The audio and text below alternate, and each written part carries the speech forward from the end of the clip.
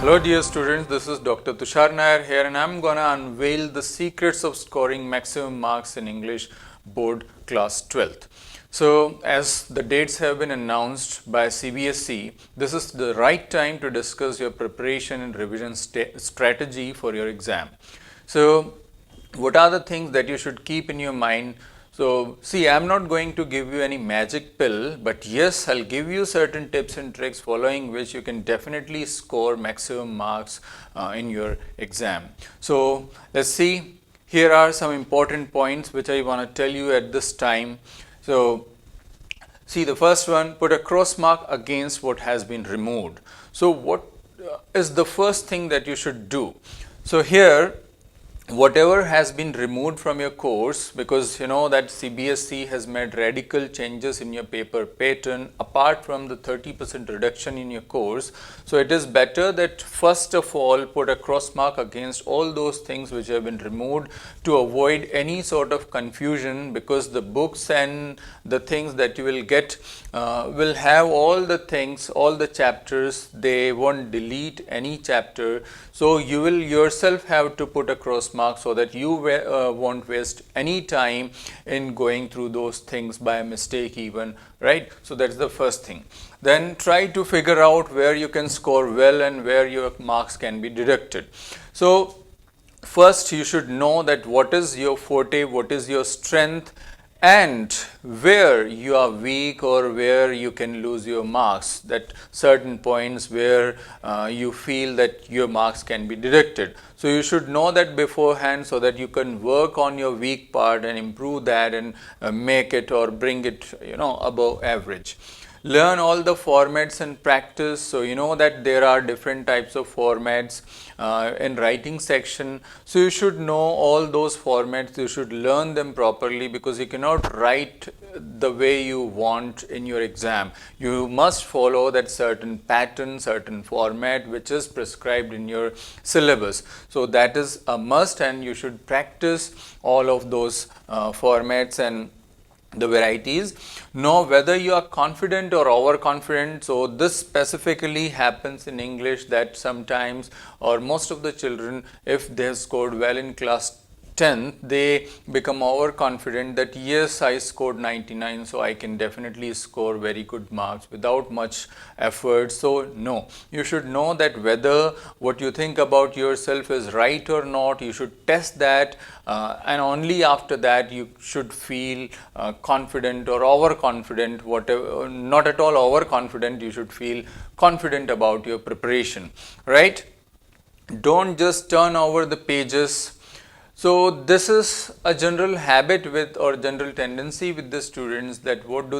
They just go on turning over the pages thinking that yes, this is quite easy, I can do this. No, that is not the way. What you should do is first practice all the things in writing. Only then you can say that yes, quite easy, I can do this. Otherwise you can commit mistakes and you can lose your marks, right? That can result in the loss of marks. So it's better that you should know each and everything, and then you should practice them in writing, and only then you should feel confident about that. Practice variety of questions. Even after knowing the formats, there are varieties of questions in all the writing parts, like whether it is notice or advertisement or letter or article. So there are different sorts of varieties. So it's better that if you are unable to write all of those things, it's better that you at least read them, because that will boost your confidence and you will have a kind of feeling that yes, whatever may come in exam, I'll be able to do that. So that confidence will be there once going through. Otherwise what happens, that you waste your time in thinking, and this is very much important, that you should not waste any time in prolonged thinking there in examination, because if you start thinking for each and everything, say suppose there is a question of 2 marks and there are questions of 3 marks. So if each and every question takes around 5 to 10 minutes, then the 3 hours that is given to you will not be sufficient for you, and you will think that yes, I need more time, and your paper won't be completed. You won't be able to complete your paper within that stipulated time. So it's better that you prepare certain things that you know, yes, surely will come, because in writing section there are certain things which will definitely come. So once you practice varieties, then there won't be much trouble, and you will be sure in certain questions which you will find there in examination, and without wasting any time you can complete that. So that is applicable to all the subjects, right? Then answers, limited number of questions are there. So you know that you have 2 books, one Flamingo, the other is Vistas. So you have limited number of questions from them. Total 15 chapters are there, including poetry. So if you practice those questions properly, especially the long answer types, then you are sure that yes, I won't have to think much, and I can answer just on the spur of the moment, and I can get 5 out of 5. That can happen only if you go through all those varieties, whatever have been asked in previous years, and we can get a kind of surety and certainty that yes, this type of questions will further be asked. So that's the way we prepare. And your answers are judged on content, grammar, coherence, relevance, fluency and layout. So first you must know that what are these things, that what is content, what is grammar, what is coherence. So coherence means your answers must have, whether it is in writing section or in literature, it should have what a proper beginning, a proper mid and proper ending. It should be relevant, that whatever is asked you write only that, you stick to the points rather than beating about the bush. So that fluency must be there, it means a proper thought flow must be there, and that can happen only if you have practiced properly. So these are just some of the important points. Layout is used, or say marks are given for layout only in the writing section, not in literature part. So you must know all these things and you must practice accordingly, and practice in a time bound manner. This helps a lot, that for short compositions, you can complete short compositions in just 3 to 5 minutes at the most, and long compositions like article can be completed in 15 minutes. So that the time bound practice is a must.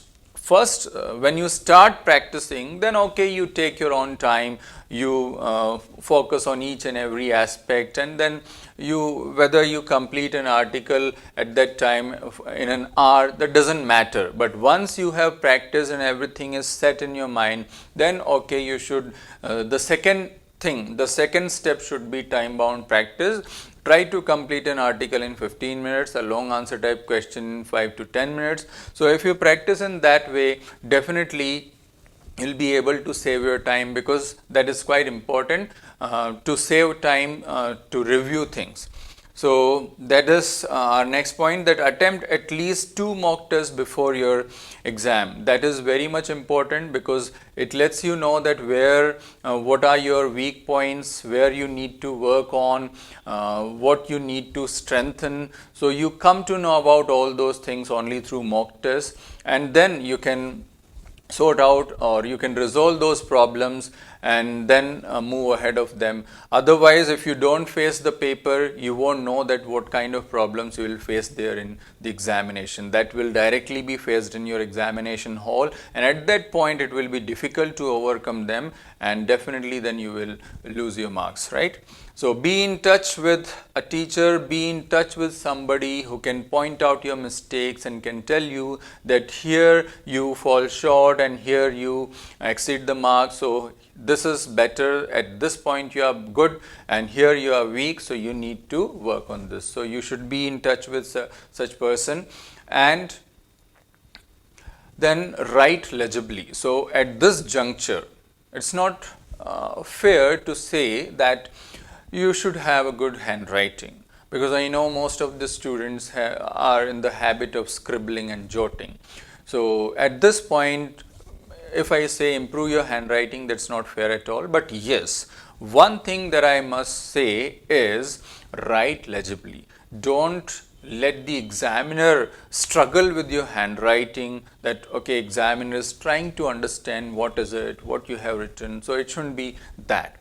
It should be legible. Whether your handwriting is poor doesn't matter, but whatever is there, whatever you have written should be easily readable to the examiner. Only then he'll be able to give you marks. Otherwise, you can understand the result. So learn the names of chapters and writers. You have MCQs from your literature part as well. So even till last year, they asked this type of questions about writers and poets and all. So now the number of questions have been increased from literature. MCQs are there. So this is quite an important thing. You should know the names of all the writers and even chapters as well. Prepare critical appreciation, because from this year you will have long answer types from poetry part as well. So you should prepare critical appreciation of each poem, so that from poetry you don't have many varieties. So if you prepare a critical appreciation, that will help you to answer any sort of question from poetry. So that is important. Then prepare a weekly schedule. Now it is fair to say that you should have a weekly schedule for all the subjects, like apart from your PCM and PCB. For English and other subject as well, you should have a weekly schedule, so that when you take anything like English or physical or any such subject, at the last moment, then you are all puzzled, you are confused, what to do, what not to do, how to study, how to make a strategy, how to prepare. So to put an end to all those things, this is the right time that start having a weekly schedule. Just whatever time you can allot for this, 1 hour, 2 hour, 3 hour, whatever is possible for you according to your schedule, according to your abilities, your capacities, you arrange a weekly schedule and start preparing for this. Collect good phrases. So it's quite important in English to have a collection of good phrases, good words. So you should have, when you read things, mark or underline good phrases, good words which can be used by you in your exam or whenever you practice writing, because that impresses the examiner and fetch you marks. Literature has more weightage. So you know that 44 marks have been allocated to literature.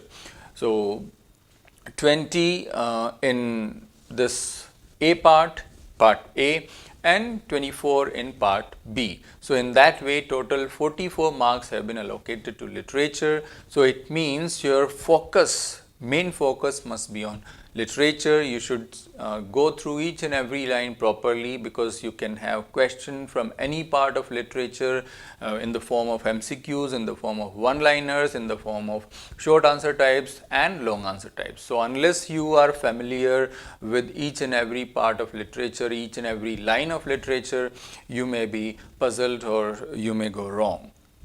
So now you must know that these are the deleted topics from your syllabus. That is quite important. So just make a mark, or just you can note these things down, that from Flamingo, Poets and Pancakes, Interview, Going Places, Roadside Stand, these are the topics, these are the chapters which have been deleted. From Vistas, these are the things: Tiger King, Journey to the End of the Earth, Memories of Childhood. You don't have to study at all, put a cross mark. In reading, note making and summary, and I'm repeating that you will find these things in your books or whatever you purchase from markets, and so you may be misled. So better right in the beginning do this thing. In short composition, poster writing, different varieties of letter like replies, inquiry, complaint in order. So don't have to study at all. Now total focus must be letter to editor and job application, which have the highest frequency of being asked in your examination. So just prepare now, focus on that. And in long composition, speech and debate have been removed, so you don't have to study these things at all. Now see how it the marks have been distributed in part A. Part A is of 40 marks, reading 20 and literature 20. So this is how the 40 marks have been arranged. Similarly, in part B, you have writing 16 marks and literature 24 marks. So the weightage of writing has been now reduced. It's only of 16 marks. Those who fear that my writing skills are not very good, so they can relax a bit, that only 16 marks are there. And these 16 as well, these 16 marks can also be had very easily, because there are just a certain number of things which you have to focus on in notice and advertisement and invitation. So if you prepare those things, if you prepare well before time and mark that where you commit mistakes, then you can easily score marks here. Will be an easy task. 20 marks will be from your school side, because you know about ASL, assessment of speaking and listening skills. So 20 marks will be for that. So this is how your 100 marks have been divided. So I think these tips will certainly help you, and you will score very good marks in your board examination. So all the best for your future endeavors. Thank you.